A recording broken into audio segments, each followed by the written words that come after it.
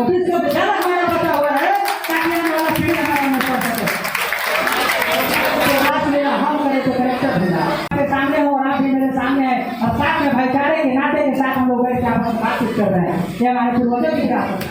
और अगर भाई साहब जमाना 2020 का है, पीठ पे आए तो मारिए नहीं तो आउट होकर भागिए। आप गलत कहानी बता के चले गए हैं।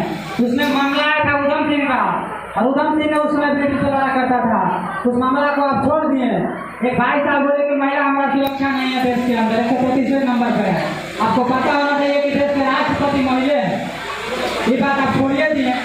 लेकिन मैं उस चीज पे नहीं जाऊंगा।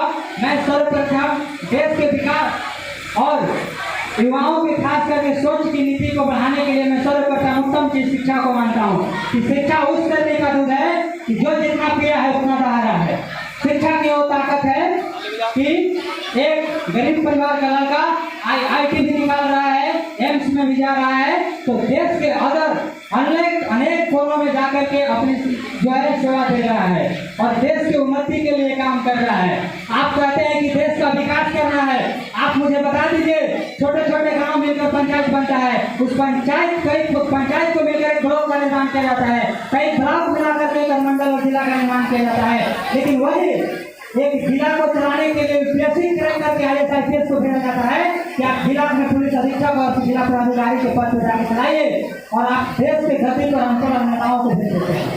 वही जब IAS बनता है तो पॉलिटिक्स प्रेशर के कारण देश के विकास में अपनी भागीदारी को नहीं कर पाता है, छुपा लेता है, क्योंकि उसके पास प्रेशर इतना होता है कि मंत्री साहब का भी फोन आ जाता है तो बात माननी पड़ती है। तो इस तरह से अगर आप चाहेंगे कि हमारे देश के अंदर ऐसी अगर नीति और व्यवस्था बनी रहे और करप्शन बढ़ते रहे तो कभी भी नहीं हम कह रहे हैं कि पूर्ण रूप से जो है हम अपना सपना जो देखे हैं वो पूरा नहीं हो पाएगा। हमारा देश पहले से ही विश्वगुरु है, आज भी है और रहेगा।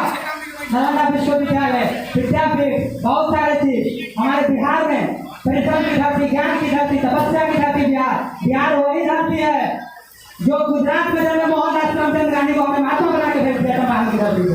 तो वही बिहार है, वही बिहार है कि लोमड़ी में जाकर सिद्धार्थ जब हमारे यहाँ मगध की धरती पर तपस्या किए तो ज्ञान की धरती कहा गया और पूरे दुनिया को उपदेश देने वाले बुद्ध को महात्मा बुद्ध बना। तो सिद्धार्थ आए थे, खुद नहीं आए थे हमारे यहाँ। आज टेक्नोलॉजी की बात किया गया, भाई साहब आए थे 5G की भी बात किए हैं, ठीक है। साइंस टेक्नोलॉजी के साइंस के माध्यम में हमारा देश आगे बढ़ रहा है, मैं इस चीज को नहीं छुपा सकता, ठीक है। लेकिन इसके सारे बहुत सारी चीजों को देखना है। आप छोटे छोटे फुटपाथ पे चलने वाले बच्चों को मुझे देखिए, उनको कौन देखेगा? उनको कौन देखेगा? किसान को कौन देखेगा? जवान को कौन देखेगा? किसान, जवान और विज्ञान आजकल 3 चीज पर राजनीति हो रही है। इस तीनों चीजों को समझना बहुत जरूरी है आज करके, खास करके युवाओं को। अगर आज हम नहीं समझेंगे, अपनी विरासत को नहीं संभालेंगे तो आने वाली पीढ़ी हमसे पूछेगी कि जब हमारा देश बर्बाद हो रहा था तो आप उस समय क्या कर रहे थे, आप अपनी भागीदारी क्यों नहीं निभाए, आप अपनी भागीदारी सुनिश्चित क्यों नहीं किए, उस लड़ाई में क्यों नहीं शामिल हुए? क्योंकि आज हम लोग मंच पे खड़ा है, लोग कहते हैं कि हमारे पूर्वजों ने दिया ही क्या है। अरे भाई साहब, जो हमारे पूर्वजों ने दिया है ना, आज उसी के बजाय विरासत के बदौलत हम आपके मंच पे हैं और आप मेरी बात को शांतिपूर्वक बैठ के सुन रहे हैं। यही हमारे पूर्वजों की दी हुई विरासत है, उनकी ताकत है, संविधान की ताकत है कि आज मैं आपके सामने हूँ और आप भी मेरे सामने हैं और साथ में भाईचारे के नाते के साथ हम लोग बैठ के आपस में बातचीत कर रहे हैं। ये हमारे पूर्वजों की विरासत है। और अगर इस चीज को हम नहीं बताए तो आने वाली पीढ़ी हमसे भी सवाल करेगी, पूछेगी। बहन बेटियों की सुरक्षा की बात है, बहन बेटियों की सुरक्षा कौन देगा, कौन है उसका जिम्मेवार? आप अपने बहन को देखते हैं कि बहन है, किसी अन्य की बहन को देखते हैं उसी तरह से, किसी की सुरक्षा की जरूरत नहीं पड़ेगी। तमाम लोग, तमाम बहन बेटियां सुरक्षित महसूस करेंगे, घर से निकलते हुए सुरक्षित महसूस करेंगे। लेकिन आप अपने घर में माने आप करें तो रात लेना, हम करें तो करेक्टर भेजना, ये कहाँ के नीति है? इस चीज को समझिए। जैसे अपने घर की परिवार को परिवार समझते हैं, तो भाई साहब बोले कि परिवार की विकास, भाई साहब मैं परिवार की विकास और अपने भविष्य की चिंता नहीं करता हूँ, मैं देश की विकास की चिंता करता हूँ और देश की भविष्य की चिंता करता हूँ। इसका जितना ज्यादा उदाहरण है, अगर मैं पूरे देश के लिए सोच रहा हूँ, पूरे देश के भविष्य के लिए सोच रहा हूँ, समझिएगा सब लोग पढ़े लिखे हैं। अगर पूरे देश की धारा होगा, पूरे देश के अंदर मेरा परिवार है, मेरा परिवार देश से बाहर नहीं है।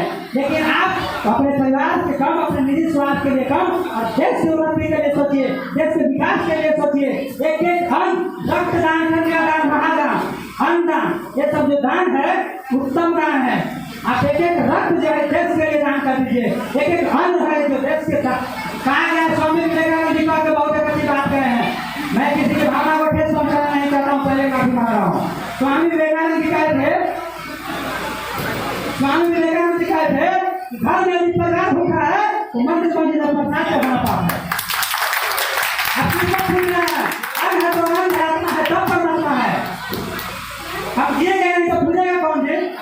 हमारे घर में परिवार भूखा है, पहले तो शिक्षा की जरूरत है, पेट की भरी हो रही है, उसको भरने की जरूरत है, स्वास्थ्य की जरूरत है।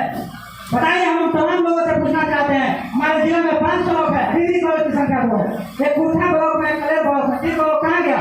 उसके लिए लड़ाई कौन लड़ेगा? ये हम मानते हैं कि नहीं मानते? मानेंगे कि नहीं मानेंगे? कौन मानेगा?